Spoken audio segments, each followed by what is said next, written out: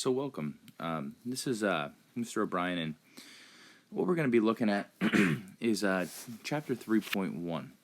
And in this chapter, we kind of look, or this section, we're going to look at carbon condensation reactions and hydrolysis reactions. So let's look at carbon first. So a couple terms we need to know is organic and inorganic.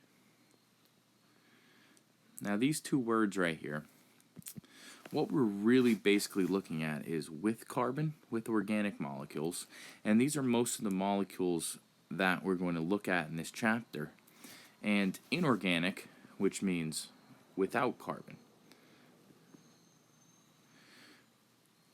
So these two right here, there's important. So most of the stuff we're looking at, lipids, carbohydrates, amino acids, proteins, nucleic acids, they're mostly organic substances. All right, so remember, organic is with carbon, inorganic is without carbon. Two other words we want to look at is hydrophobic and hydrophilic. So hydrophobic and hydrophilic. So hydrophobic literally means hydro, water, phobic means fearing. So this is a water fearing molecule. Now remember, water, H2O, is a polar substance. Okay, so that means that it has both a positive and negative charge. All right, so when you have a hydrophobic, you have a polar molecule, which is water, and polar molecules do not mix with nonpolar molecules. These are things like oils and fats.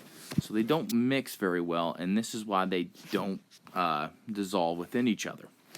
Hydrophilic,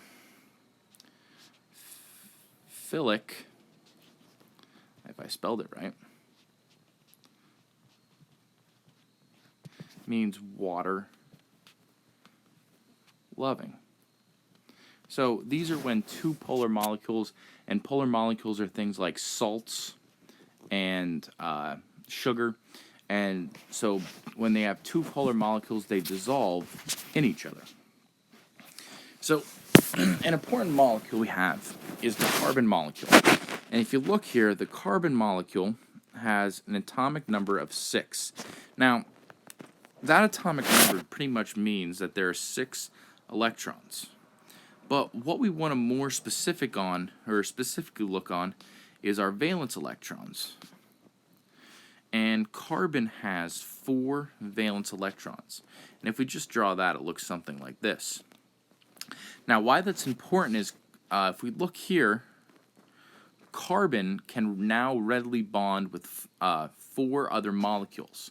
So we have a bonding site here, here, here, and here. So 4 different places that molecules can bind. So what this does is what this means is that carbon can form very complex, very large molecules because of these 4 covalent bonds, these 4 valence electrons that it has in that location. So first type of reaction we have is what's known as a condensation reaction. And the condensation reaction, what is special about it is that water is taking out here. And when we take out water, we're actually taking out an H and an OH in these 2 molecules. So if you draw this pretty simply, these are what are known as monomers. And I'm just going to oversimplify this. The monomers are these little boxes right here. So each one of these ends of the monomers has an H and an OH attached. Okay? Now, when these bonds are formed, we see right here that we have an H and an OH, and what that forms is our water molecule. So when that water molecule is taken out, what ends up happening is now we have this molecule, these monomers that bind together to form a polymer. All right, so again, condensation reactions, we're going from monomers and we're linking them together to form polymers by taking that water molecule out of the reaction of these bonds. So going from single units to a larger unit. Now if we look here, this is sugar examples here. So again, we have our OH, we have our H over here. When that is taken out, our bond is formed. So condensation is forming bonds. All right, and what this is, important for a lot of macromolecules because we need this forming of bonds to support us. Now, hydrolysis is where water is put in to break a bond. All right, so we have the same monomers that we had in the last one, but in this case, we're starting with a polymer, OH, H, and what happens is water is being added in, and this is what is used to break the bond.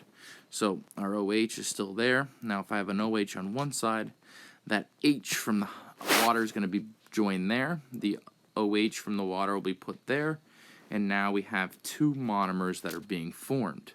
Again, adding water, water, to break these bonds. So we look here, again, we're adding water, and by adding that water, the OH and the H are added to form two monomers. Okay, so in this case, we're going from a polymer to a monomer.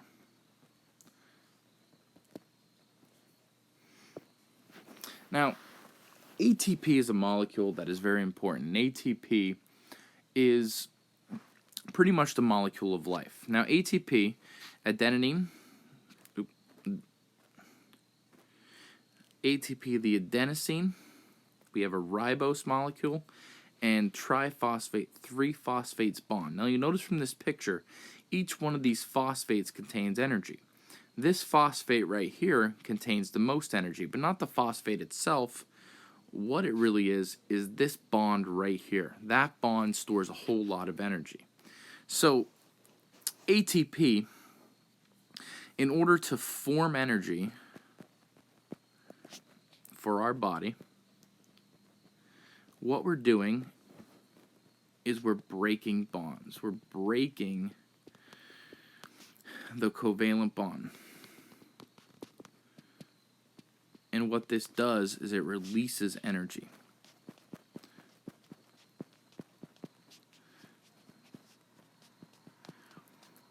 Okay, so ATP, we need to break this bond using our condensation reaction.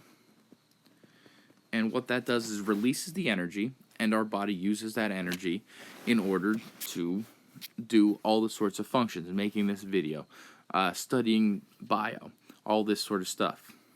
So hopefully this review helps. I know a lot of you guys were confused with the condensation hydrolysis reaction.